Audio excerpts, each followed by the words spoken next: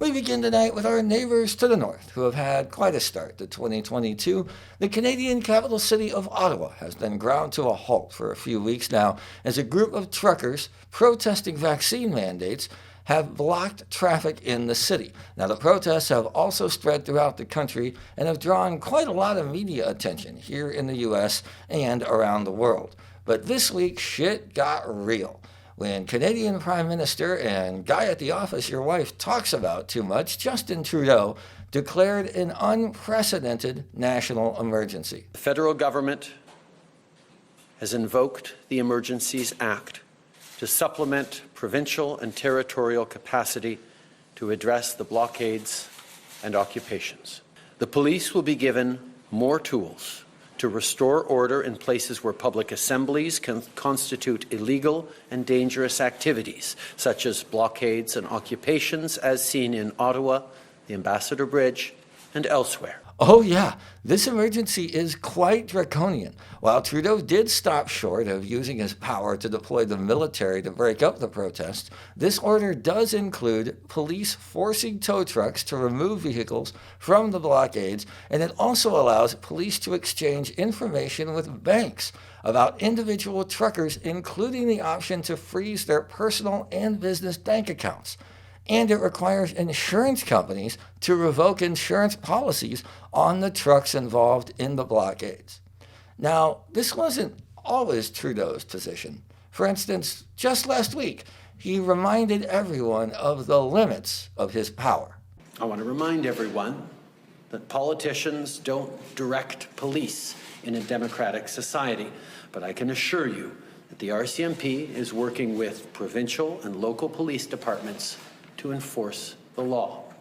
Interesting. So within just a few days, Trudeau went from, look guys, I really can't do much about it, to full on, get in your house and stay there. What changed exactly?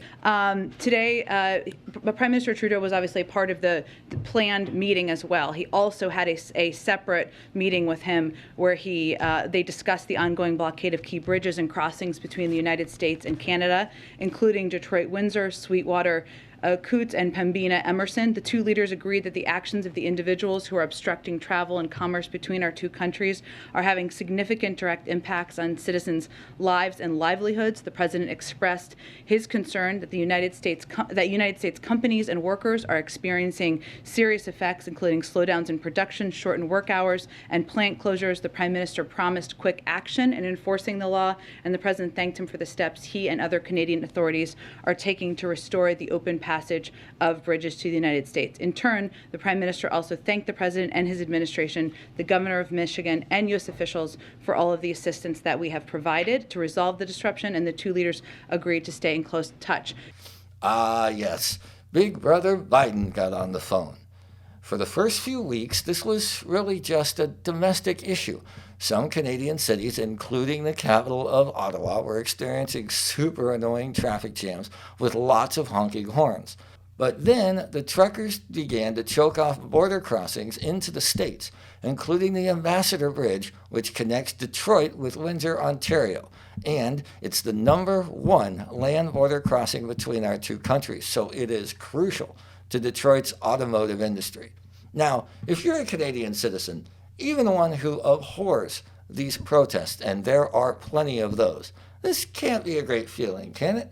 Your older brother, who's always been kind of a dick to you and never really talks to you or bothers to wander into your room to see how you're doing, all of a sudden hears your music a little too loud through the wall, walks into your bedroom and slaps the stereo off.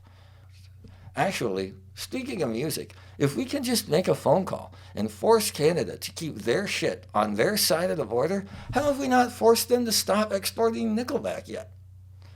I mean, it's probably because we all just want to be big rock stars with hilltop houses, driving 15 cars. God, that song is catchy. What were we talking about? Oh yeah, Canadian tyranny of a different sort. Okay, now, a Seannie Mac Show investigation has concluded that the United States and Canada are different countries. We have different laws, and they have a different structure. And anyone who knows me knows I mostly hate protests. I think they're super annoying, giant pains in the ass, But that's kind of the point. You don't have to like it, and I usually don't. But other people have to be allowed to do it. And while Canada doesn't have our First Amendment, they are supposed to be a liberal Western democracy. And in one of those, getting to peacefully and publicly challenge your government is a fundamental principle. And without that, you ain't got much. Thank you so much for supporting the show. If you're watching on YouTube, go ahead and hit that subscribe button. Be sure you hit the bell so you'll get notified as soon as our show drops, and you'll never miss any of our videos.